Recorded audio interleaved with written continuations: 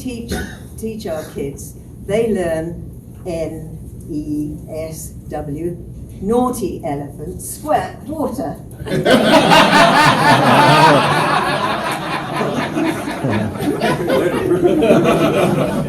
Which is rather a rash thing to do to one's host, so maybe I'll do it to all of you. Anyway, so what is the story? How did Scouting happen? Well, BP's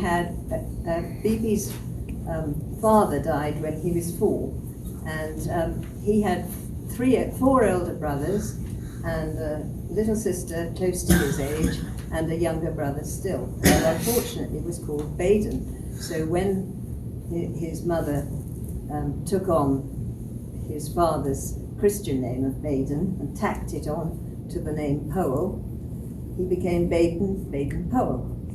However, that's beside the point. The BP, when he was 7, he had a beloved grandfather that he used to write to, and he wrote laws for me when I am old. Now, one of the laws was that we should all give a penny to the crossing sweepers. Now, who were the crossing sweepers? They were the people who shoveled up the muck so that on the roads, because there were no cars in those days. It was all horses, and so the ladies wore long crinoline dresses, and they didn't want to walk all among the horse muck as they crossed the road. So the crossing sweepers did the job, and that tells you how long ago all this was. And Victorian times, when they were wearing their long crinoline dresses. Anyway, his 4 brothers took him on lots of adventures, and they had a boat with which they used to rescue ships in trouble in storms, or they tried to, they never did, because they hoped to get the money for doing so. And he was the ship's cook, but whatever, he hadn't learnt to cook before, so he learnt, because he had to eat up everything that his brothers didn't like, which can't have been very pleasant in the storms. Anyway, then off he went to boarding school, and school in London, and the local lads and the school lads had a few fights, and the headmaster one day found them fighting and said, if you go out that way, you're going to attack from the back. And so he learnt a little bit of military strategy. So they moved to the school to the countryside, Godalming in Surrey. The school, Charterhouse, is still there. And he used to escape and go off, when lessons were too boring, into the woods and snare rabbits and cook them on a fire, a smokeless fire, which wouldn't attract the teachers' attention. The teachers, when they came looking for him, he'd climb up a tree so they wouldn't see him. So he was learning all these skills, but he wasn't learning very much at school. And he got a couple of bad reports. One was he seems to have given up the study of this subject, and another was sleeps in class. Well, no wonder, because he was probably exhausted from his time in the woods. So he wasn't very academic, and when it came to exams, he wasn't to Oxford, where his father had been a professor of mathematics. I don't know where the genes went in that. Over mathematics, don't talk maths to me. Anyway, so he didn't get to Oxford, but he did take an army exam in which he did so well that he went straight off.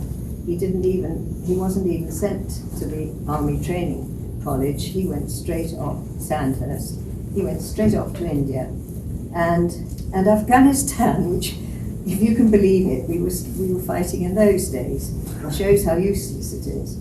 Anyway, in India, his job eventually was to train recruits, and these recruits came out from England, fresh from home and mummy, and who do you think did the washing there?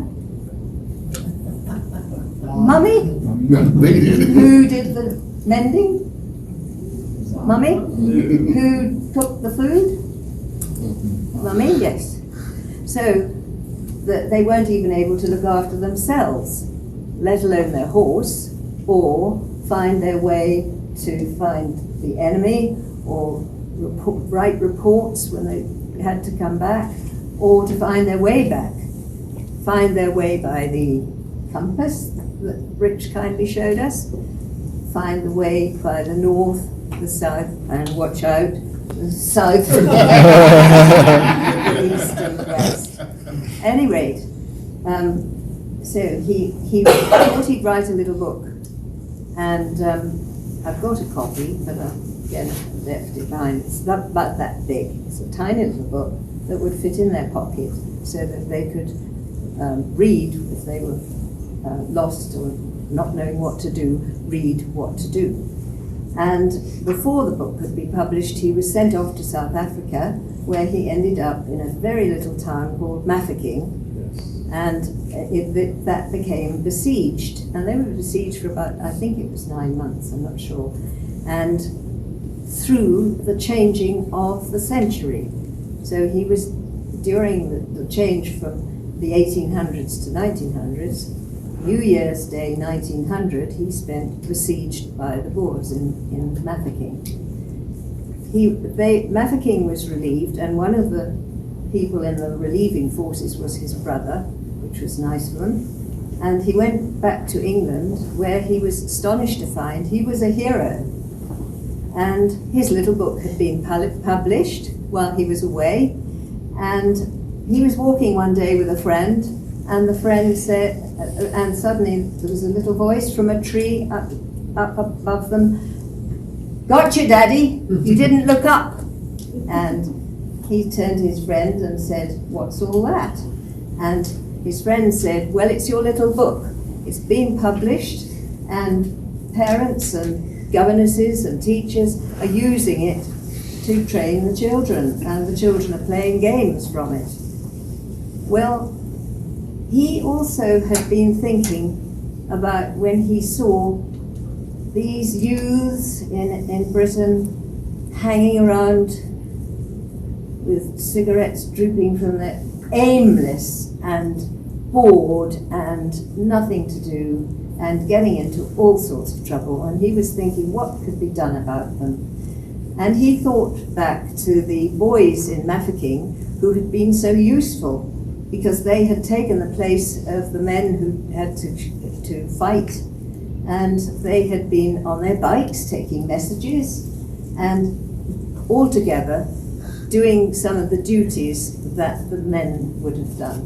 And he thought, he was putting all these things together. And so he thought he would run an experimental camp to see if his ideas might work. And he got local boys and some boys, sons from his friends and from all walks of life, and he said he'd mix them up like plums in a pudding, and they all got on splendidly, and he did all sorts of games and activities and training with them, which every one of you leaders would recognize today. And it was a huge success, and so he set to write a book and adapt aids to scouting, and he called it which has sold more copies than almost any other books, except for the Bible and I think Chairman Mao's ideas and so on, I think, and Shakespeare.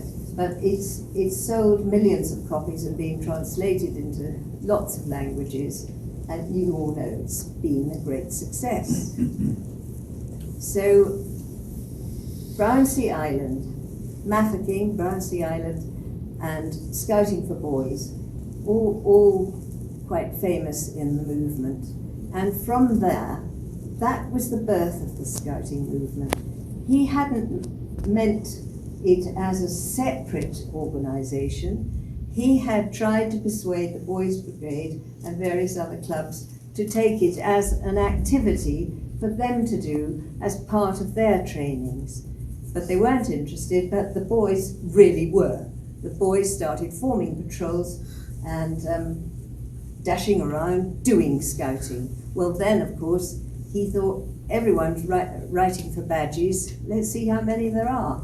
And so he had a meeting, got them all meeting at Crystal Palace at a famous rally. So there's another famous name, Crystal Palace. And there, although he had actually, I only learnt this at Gilwell this last September, he had actually been putting in his notes time and again about girls in scouting, and I hadn't realised that, but Gilwell has the evidence. But however, there were this little troop of girls with their broomsticks, staves, and their brothers' scout hats and knickers, and he said, "Who are you?" And they said, "We're the Girl Scouts." And he said, "You can't be, because there aren't any." And they said, "We are, because we're here." And I was told this story, although I had read about it, but I was actually told the story by Sybil Canadine, who was one of those original girls and lived to be 100. And so she was great, and she told me about this, and she said, he said, "Well, I tell you what, you have to see about this, but tell you what, you can march at the end of the parade." And when he said that, we knew we were in. That's how it And so now, these two great movements spread. You know how far they've spread. And I made a little song which I thought you might enjoy. Look back, look forward, look around you as we see our flags unfurled. Look back, look forward, look around you as we think of our scouting world.